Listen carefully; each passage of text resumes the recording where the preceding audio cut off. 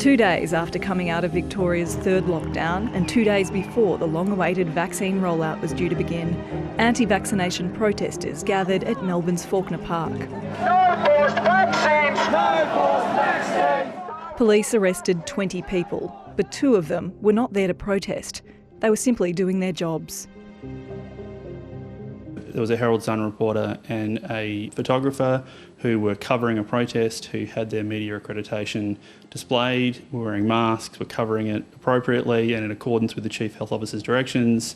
When I saw the photos of them in handcuffs, it actually reminded me of something that might have happened in a dictatorship where there is no freedom of press.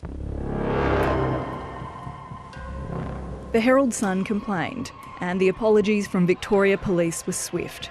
But it wouldn't be the last time police were forced to apologise for their treatment of the media. Mate, I'm not going to ask you again. Step back.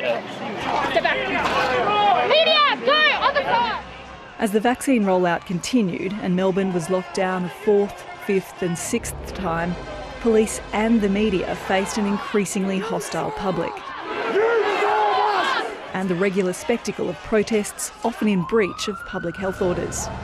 Look, do you want to Are get the you message mainstream now? media? No, I do not. Go away. You're the problem. Off. In September last year, that hostility once again boiled over. We knew the protest was going to happen in Richmond, and so we arrived early to just make sure that we were there if things were to go nasty. Photographer Lewis Ascui captured the day as hundreds gathered and marched, met by a huge show of police force. Towards the end of the protest, his day took an unexpected turn. Media! Media! Media! Police had jumped on a protester, kicking pepper spray, and I just pointed my camera towards them, and then they noticed me, so they turned around towards me. His final photos capture the moment he was hit by the pepper spray foam. As you see, this particular policeman looks at me and decides to point the canister right at me and just go for me, really. Do you need water? Yeah, I do. Hey, get some water. Again, the apology came swiftly, and police announced the Professional Standards Command would investigate. Lewis Ascui has heard nothing about the internal investigation and has little faith in the process. So he's decided to take legal action. Whenever a situation happens and police get hurt, it's a horrible thing that they get hurt. They're going there to work, they should be able to go home safely. Whenever we go into an event or story, we should also have this privy to the same thing.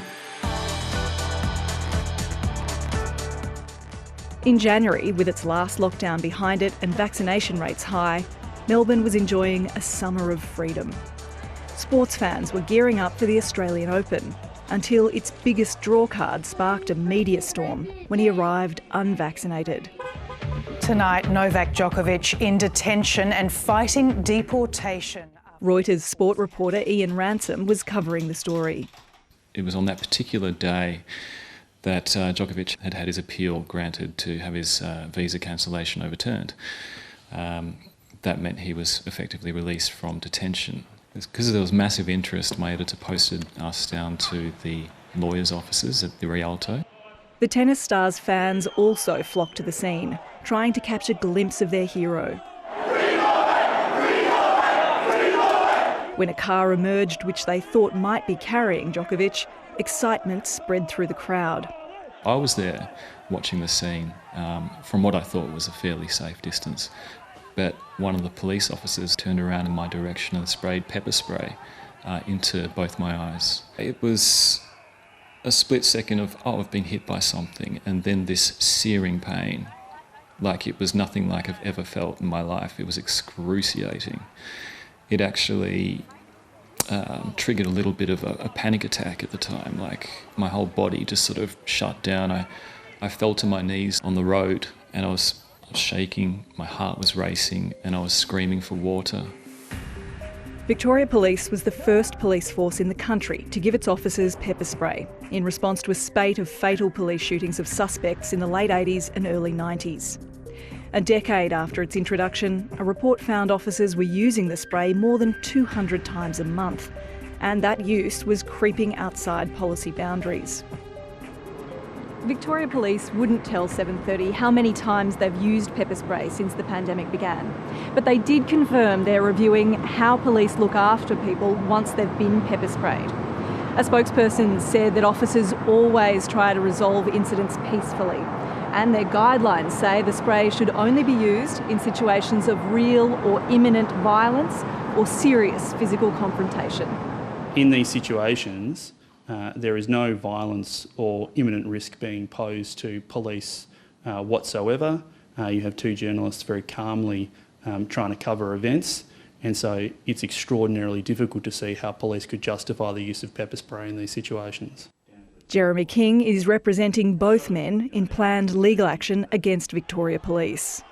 I think there needs to be a wider acknowledgement from Victoria Police that they should not be interfering with the media covering public events, and also an acknowledgement from Victoria Police that they're going to review their policies and have better training in respect to the use of pepper spray.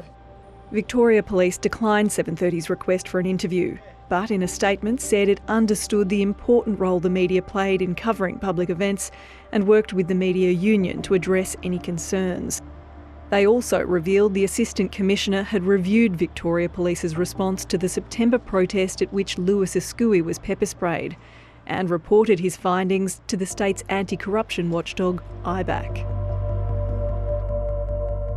Throughout his 30-year career, photographer Lewis Ascui has worked in war zones and developing countries, and he's disturbed by what he saw in Australia during the pandemic. Media accreditation, for what purpose if you don't respect our working environment? He hopes by taking action he can stop what he sees as an increasing willingness by police to use force against the public and the media. The more power police get given, there's always a danger that that power will be overused. If the police are not able to control that power currently as we are, it worries me what could happen in the future. The media play a really important role in our society in ensuring that government institutions like police are kept accountable and their actions are transparent. They also play a critical role, as they did in the pandemic, in keeping the public informed. Where police seek to interfere with that and curb what the media can and cannot do by either arresting them or pepper spraying them, that interferes with that right, and that's a very, very dangerous trend in a democracy.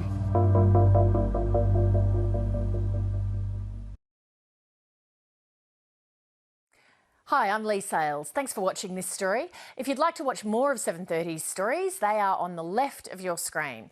And tap on the button below to subscribe and get the latest from ABC News.